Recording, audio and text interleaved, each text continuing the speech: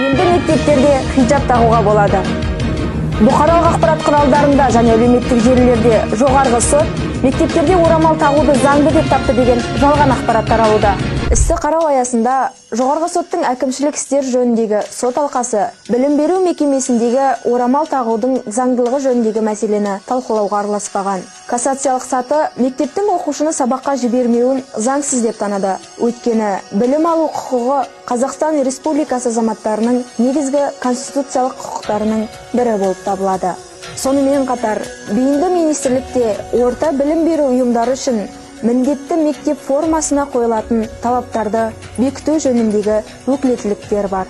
Министрдің тиісті бұйрығы заңсыз деп танылмаған және күші жойылмаған. Сондай-ақ, ата-аналар мектеп жарғысы мен мектеп формасына қойылатын талаптарды сақтау міндетіне жауапты екенін атап өтеміз.